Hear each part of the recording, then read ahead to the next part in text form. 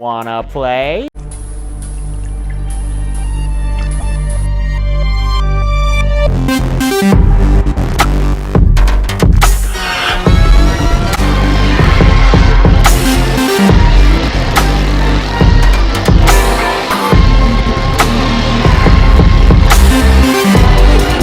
Here's Johnny! I need a bigger boat. What's your favorite scary movie? We have such sights to show you. It's alive! It's alive! It's alive! Hi, I'm Chucky. Wanna play? Hey everybody, welcome back to Wanna Play. My name is James McKenna, and today we're going to be doing another walkthrough. Once again, this is another timeline split in the Halloween franchise, and that is Halloween, the 2007 remake by Rob Zombie. This came out in the dead center of the remake craze that was happening in the 2000s with Texas Chainsaw Massacre, Nightmare on Elm Street, Friday the 13th, and I don't think it's a bad remake. I didn't hate this movie. I didn't love this movie, but I really do enjoyed it. It has Rob Zombie as a director, which isn't great. I mean, he's a really good director, but he also wrote the movie, which you can obviously tell that is definitely a Rob Zombie movie. So, honestly, if you know your tastes, then you choose if you want to watch this movie. It shows Rob Zombie trying to explain Michael Myers' backstory, which I honestly think they do a good job about. I know everybody hates it, and it's the most common criticism about this movie, but I think it's fine how Rob Zombie tries to explore Michael's backstory, and I think it really works. A sequel to Halloween Resurrection was planned, but Mustafa Akkad, the man who made every single one of the other movies, the only man who was involved in all 8 movies before this, died in a terrorist attack in the Middle East. Rest in peace, man. So, yeah, let's get straight into it. We open up on Halloween night in Haddonfield, Illinois, where a kid is in a mask playing with a rat. We meet Michael's parents, who seem pretty cool in the original. I wonder what they're like in this timeline. Oh, the big attorneys? Maybe I'll purge my snorkel all over them flappy ass. Good, we'll have a good time. I will crawl over there and I will skull this shit. Should I have knocked before I came in? Oh, that kid's killing a rat. The family just goes on and on and on, so I'll spell out the important bits. This is Michael. This is Judith, whose actress played a small part in a little-known movie called Forrest Gump. Run, Forrest, run! And this baby is gonna become Lori. Michael gets bullied at school because his mother's a stripper, Rob Zombie. And when the principal walks in, Michael tells him to F himself. Loomis, now played by Malcolm McDowell, walks into the principal's office where Michael's mom now is, and he shows her some pictures of dead animals that Michael presumably killed. After all this, Michael spots his bully in the woods and just beats the living hell out of him with a log. He gets him to the point of tears and eventually kills him. When he gets home, he gets picked on by his dad for being gay, which he is not. In Judith's room, her and her boyfriend get down to business, with the boyfriend wearing a familiar-looking mask. Why, you ask? Come on, babe. I want to do it with the mask on.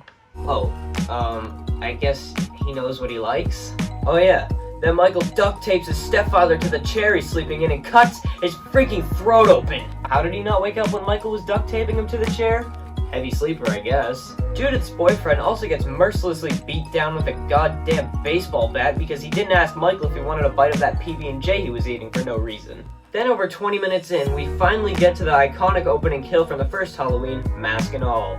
After all the killings, he heads over to his baby sister Lori, but doesn't kill her because she's never treated him wrong, I guess. 11 months later in Smith's Grove, Michael tells Loomis that he didn't kill anybody, a point driven home when he even asks his mom if everybody's okay at home.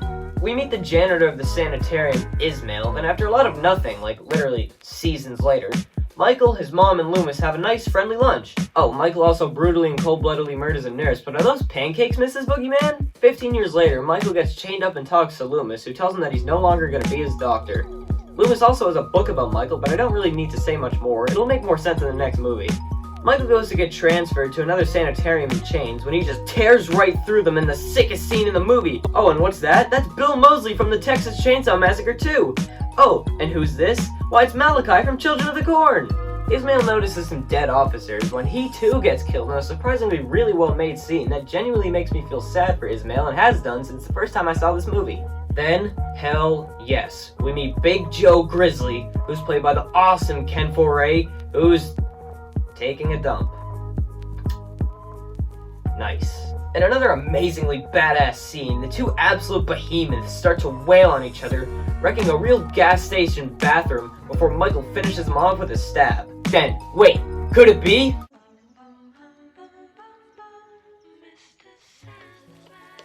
It is. Oh, also Laurie's here. Michael goes into his childhood attic to snag his old mask, as Laurie and Tommy, who's also here, walk by to get a repeat shot, kind of, from the original. Laurie meets up with Linda and Annie, which wait, oh my god, that's Danielle Harris from Part 4! Hell yes, Jamie! Speaking of Part 4, Loomis and Captain Spaulding make another reference to an OG Donald Pleasance line when they say, You know damn well where he's going. And where's that? Haddonfield! dang, Malcolm McDowell's acting is on point. Wait, then Brad Dourif rolls up? He even sounds exactly like Chucky, right? Totally. You never let me down, Linda.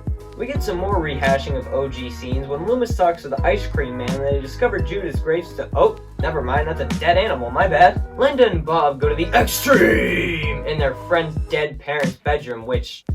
oh, okay. Then, oh my god! Michael busts out of the closet, picks Bob up by his throat with one hand, and stabs him through the gut with a knife long enough to keep him hanging up on the wall and still have blades showing out. What?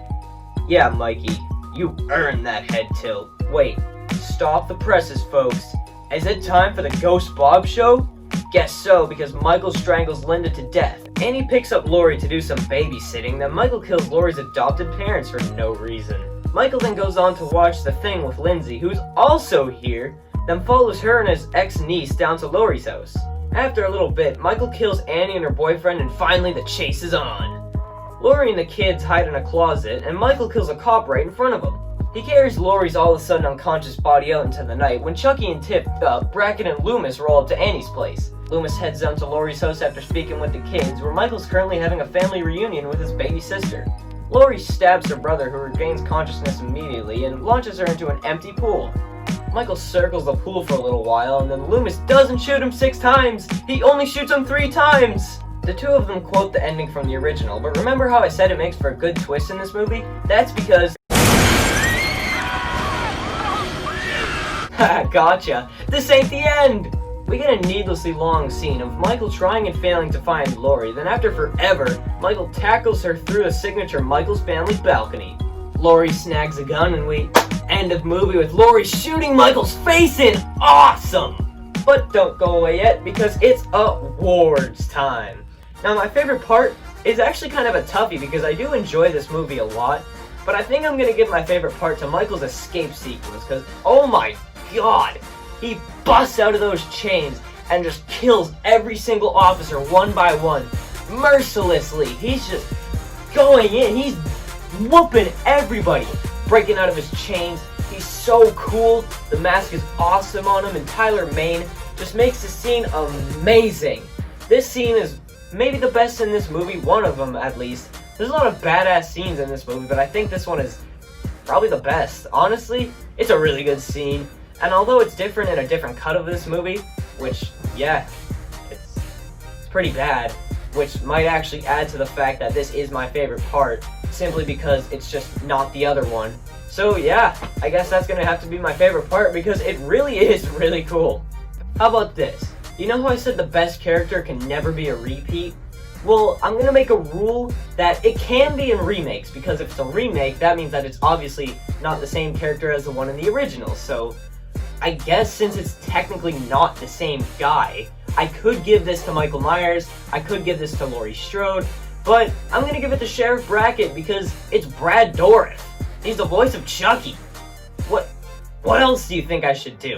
Honestly, I'm gonna give you a spoiler alert. Michael's definitely getting best character for the next movie, but it's Brad Dourif. He's the best. And although Laurie Strode could also get the best character, she doesn't even come until the 3rd act, so that's why I'm gonna not give it to her, because Brad Dourif's character is all throughout this movie. He's in every act, which is why he's gonna get the best character, because he's the voice of Chucky.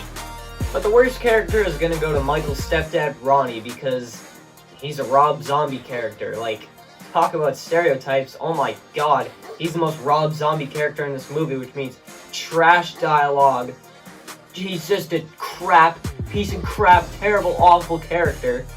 And he deserves the worst character. I know he's supposed to be that way, and it works in this one because he is the worst character in this entire movie. You give me another character that's worse than Ronnie. I mean, you heard the dialogue from earlier, I already played it, and I'm not going to play it again because if I do, this video is probably going to get taken down. That's how bad this dude is. He's an awful father. He's a stepfather, technically. But he's an awful father figure for Michael. No wonder Michael turned out to be a serial killer. Look at the dude.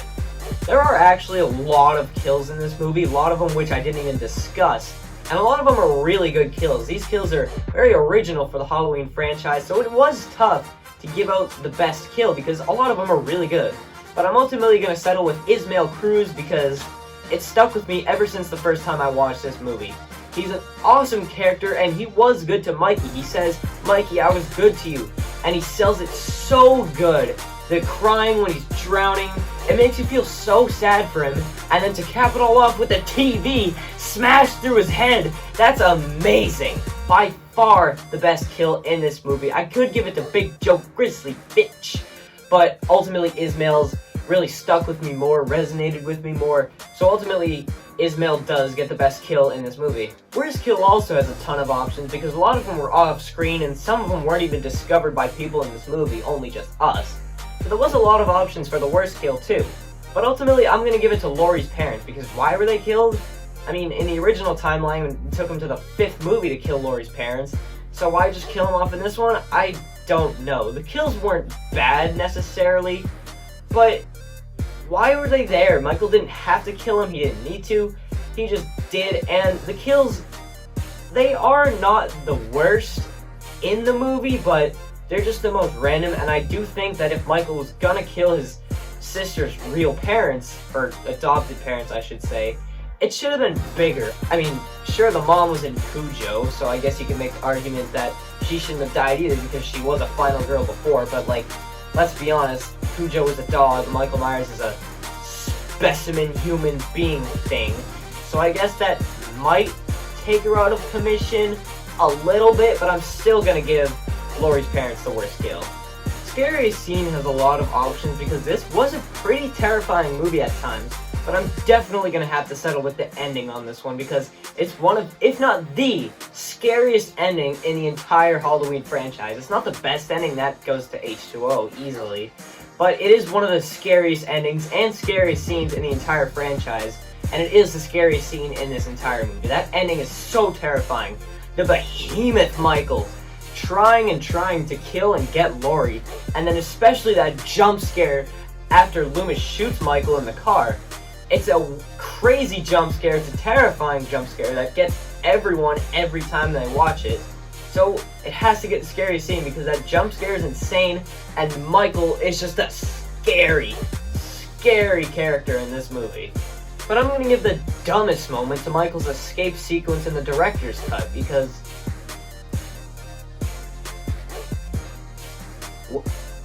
why? What's the point of it? I'm not gonna say what happens, and I'm not gonna overlay a clip because it is awful and terrible, and I don't want people to know about this, which is why it has to get the dumbest moment because it is really stinking dumb. It's a terrible scene. It's the most Rob Zombie scene in this entire movie, which isn't a good thing, so it has to get the dumbest moment. Honestly, if you want to know what happens and you don't already, I guess you could look it up. I'm not gonna stop you because I can't stop you. That's not a thing that I can do. Or is it? But it is the stupidest moment in probably both of these movies, honestly, in both of Rob Zombie's Halloween remakes.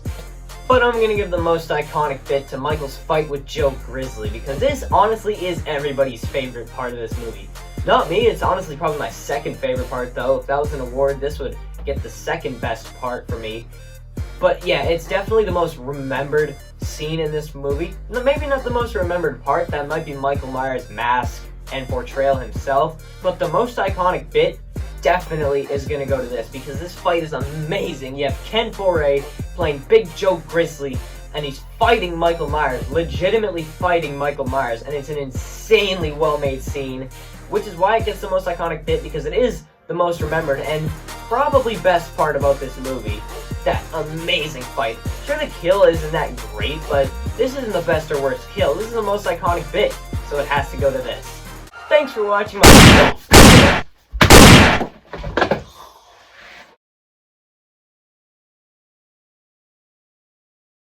Ha, psych, it ain't over yet. Thanks for watching my walkthrough on Halloween, the 2007 edition. On Sunday, we're going to be ranking the Hellraiser franchise. That's going to be a fun one. And then on next Friday, we're going to be looking at Halloween 2, which is fine.